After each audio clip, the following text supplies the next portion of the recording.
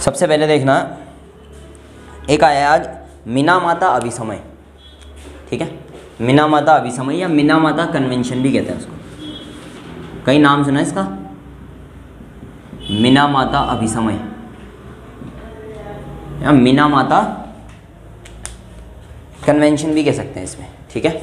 मिनामाता अभिसमय या मिनामाता कन्वेंशन, ये जो मिनामाता कन्वेंशन है ये ओरिजिनली, पहले तो मिनामाता क्या है ये समझना। मिनामाता ओरिजिनली एक बीमारी थी न्यूरॉन्स से रिलेटेड। न्यूरॉन्स मतलब सिंपली अगर हम कहें तो दिमाग का एक डिसऑर्डर जो है उससे रिलेटेड एक बीमारी थी, जो कि 1950 के दशक में फैली थी, 1950 में, ठीक है। ये जहाँ फैली वो जापान का एक इलाका था, जापान के उस इलाके का नाम ही क्या कर दिया फिर, मिनामाता, ठीक है। सबसे पहले 1950 के दशक में मिनामाता नाम की एक बीमारी, एक डिजीज़ आई, जो कि मेनली न्यूरॉन डिजीज़ थी, या एक तरीके से हम कहेंगे कि दिमाग से संबंधित एक बीमारी हुआ करती थी। यह बीमारी जहाँ फैली वो जापान का एक इलाका हुआ करता था, जापान के इलाके का नाम ही मिनामाता कर दिया, और नाम जापान के उस इलाके के नाम पर इस कन्वेंशन का नाम या अभिसमय का नाम रखा गया मिनामाता, ठीक है। तो ओरिजिनली हम ये भी कह सकते हैं कि मिनामाता बीमारी के नाम पर इसका कन्वेंशन मिनामाता है, या जापान के एक शहर या जगह मिनामाता के नाम पर इसका नाम क्या है, मिनामाता अभिसमय है, जो कि अभी मीटिंग हुई है इसकी। अभी वाली जो मीटिंग है वो है बाली के अंदर। बाली कहाँ है,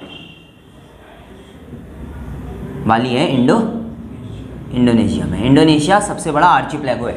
आर्चिपेलागो बोले तो जिसमें बहुत सारे द्वीपों का एक झुंड होता है, ये पूरी दुनिया का सबसे बड़ा आर्चिपेलागो है, ठीक है, जिसमें बहुत सारे क्या आते हैं, छोटे छोटे से लेकर के बड़े बड़े तक द्वीप समूह आते हैं। उनको मिलने के बाद क्या बनता है, एक देश बन जाता है, जिसको कहेंगे आर्चिपेलागो।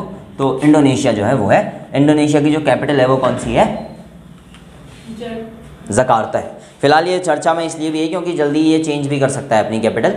मेनली क्या हो रहा है, इसके जो आइलैंड्स वगैरह का रीज़न है उनको खतरा है कि अगर थोड़ा सा ओशन लेवल इंक्रीज़ होता है तो वो डूब सकते हैं। ग्लोबल वार्मिंग का इफेक्ट जो है वो इन पर डायरेक्ट देखने के लिए मिलेगा।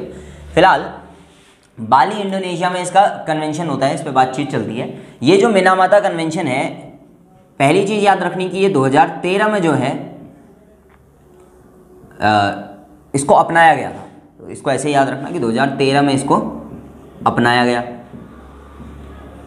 अब जब 2013 में इसको अपनाया तो ध्यान देना कि ये दुनिया का पहला ऐसा कन्वेंशन था जो कानूनी रूप से बाध्यकारी था, ठीक है, जिसमें अगर तुमने सिग्नेचर किया है तो it's legally bounded on you, ठीक है।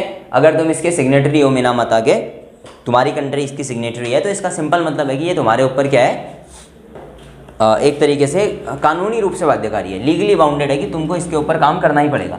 2013 में अपनाया और कन्वेंशन को लागू कर दिया 2017 में।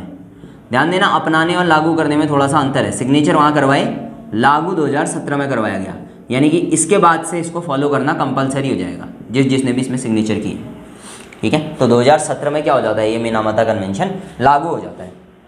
अब इंडिया की बात की जाए तो क्या इंडिया इसके अंदर शामिल है, तो देखना ये लीगली बाउंडेड है, उसके बाद भी 2014 के अंदर इंडिया इसमें शामिल हुआ, ठीक है। यानी कि इसको 2014 में इंडिया ने शामिल हो गया इस पर, और इसके जो रूल्स वगैरह हैं उनको 2018 में इंडिया ने रेटिफाई कर लिया। हमने भी मान लिया कि हम भी इस पर क्या करेंगे, फॉलो करेंगे, ठीक है।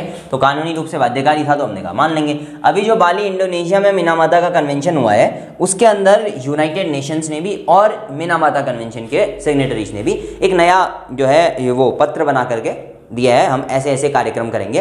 हालांकि अभी जो पत्र दिया है यूनाइटेड नेशन वालों ने और इन्होंने, वो बाध्यकारी नहीं है, ठीक है। अभी जो बाली में जो पत्र दिया है ना इन्होंने, वो बाध्यकारी नहीं है, लेकिन मिनामाता कन्वेंशन बाध्यकारी है।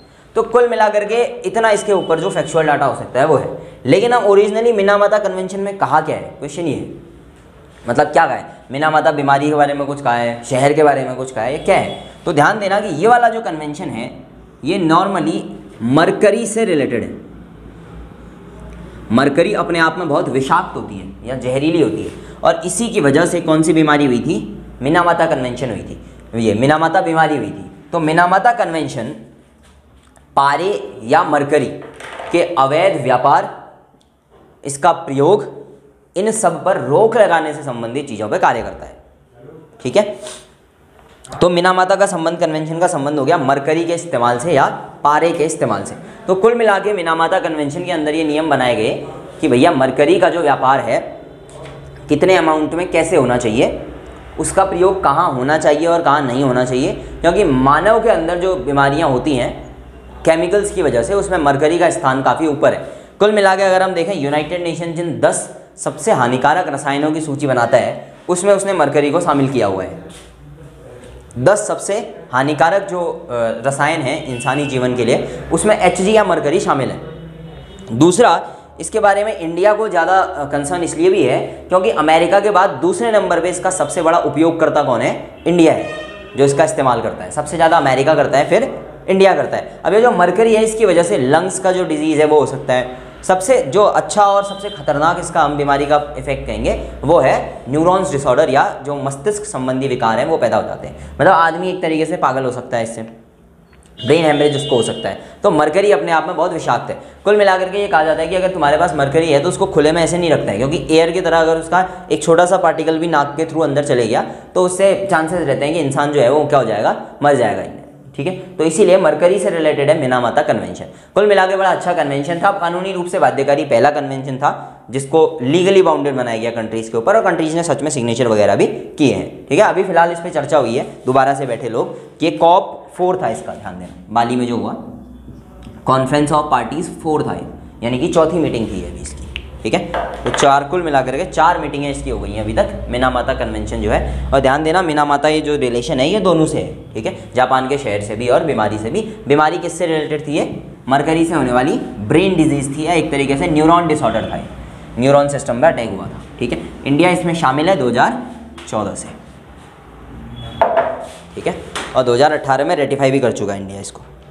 ठीक।